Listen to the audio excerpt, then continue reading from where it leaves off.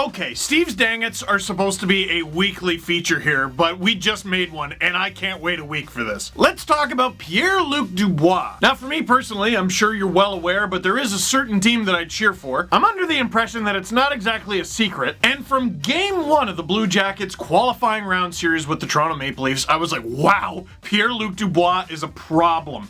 In a good way. Tenacious on the puck, nasty, fast, and he's got an incredible scoring touch. This player who, when he was drafted, so many thought was picked too high. What are you doing? This guy hasn't even been a center for a full season in Major Junior. And look what he's turned into. Look at what the Blue Jackets have helped turn him into. He's a great player. And just recently, he did the extraordinarily normal thing of signing a 2-year contract and then requesting a trade. Now, what I'm sure you know is the Blue Jackets, and specifically head coach John Tortorella, played Dubois for less than 4 minutes in last night's overtime loss against the Tampa Bay Lightning. And the problem I have with that, and I was tweeting about it, and I gotta say, I'll admit it, I was wrong to be tweeting about it. When you just read about the time on ice and then you see Tortorella be his usual curmudgeon-y self in the postgame, you get the impression it's his fault. It's just torts being torts. And he's not completely off the hook. We'll get to him in a second, but why was Pierre-Luc Dubois only played for 3 minutes and 55 seconds?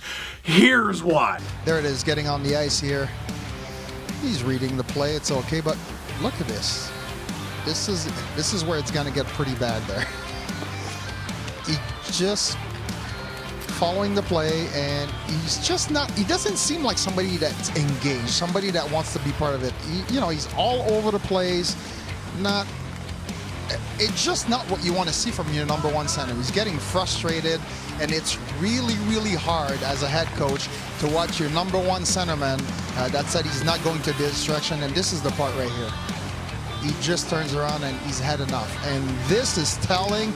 When you're getting off the ice like that as a coach, it has to be so frustrating. Pierre-Luc Dubois used less effort on this shift than most people do opening a jar of pickles. I've seen some people make the comparison, and it was a story that I followed because I'm a basketball fan. The James Harden thing, wanting out of Houston. Now, incredible memes aside, James Harden in his final day with the Rockets still at least played and put the ball in the basket. And beyond all that, Pierre-Luc Dubois ain't James Harden. What I cannot understand about this whole saga, why did he even sign then? The Columbus Blue Jackets, a team that operate like a small market team, in the middle of a pandemic, gave Pierre-Luc Dubois a 2-year contract valued at $10 million, $5 million per season. And he basically immediately asked for a trade, and I'm trying to think of the last time I saw a player sign a contract and then immediately want out. And I have a question because I've never seen this in any sport. Maybe you guys can tell me an example. Has a player ever so obviously not tried in any sport to the point where their team was like,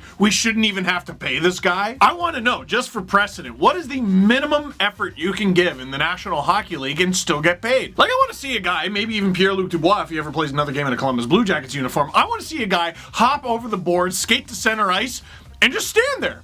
Just stand there at the face-off dot. Like, is that allowed? Can he do that? What if he just, like, practices crossovers, like someone learning how to skate at the center ice? Right over left, left over right. And you might say, what's the big deal? It's not the first time a professional athlete has ever given a poor effort out there. Yeah, poor effort versus literally not trying. Now, here's where I have a problem with how the Blue Jackets are handling it. Because I've seen people ask, and it's a valid question, well, what are they supposed to do? Pierre-Luc Dubois is giving a sub-satisfactory effort, so they're benching him to show him a lesson. Yeah? Well, here he is on the bench, really letting that lesson sink in. Like, clearly humiliated. Look at him. I don't know how he's ever going to recover. Like, there's a picture that circulates hockey Twitter. It was a few years ago. Tyler Seguin, he missed a team breakfast or something like that, and so he was scratched and had to sit in the press box. And he had this pouty face on it. He was really mad about it. I know the Blue Jackets are trying to get a message across to this guy, but I don't get the impression he cares, man. Please trade me. Well, as punishment for asking to no longer be on the Columbus Blue Jackets, we are going to force you to not play for the Columbus Blue Jackets.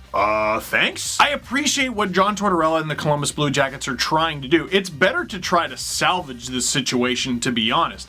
it doesn't seem to be working. They've already benched this guy before this game, and it didn't sink in. He gave you this effort again. So you're the Columbus Blue Jackets. You recently lost Artemi Panarin. You recently lost Sergei Bobrovsky. You brought in Matt Duchene, who left immediately. It's definitely 100% better to try to salvage the Dubois situation rather than just cave and trade him somewhere, and you probably don't even get a good return for him. But based on results, it doesn't look like the way to do it is to staple him to the bench. He'd be better off in the press box and give an opportunity to someone who's not in the lineup who wants to be, who actually wants to be there. Surely that's a better option than just intentionally playing your team shorthanded against the reigning Stanley Cup champions, am I right? I mean, at least the Blue Jackets pushed the Lightning to overtime. Maybe that's the thing. Maybe it's Tortorella, like, just putting him there like a statue as a challenge to the rest of the team. See this bum not even trying? You gotta try even harder. But at the end of the day, I can sit here, you can sit there, we can talk about how John Tortorella, the Columbus Blue Jackets organization,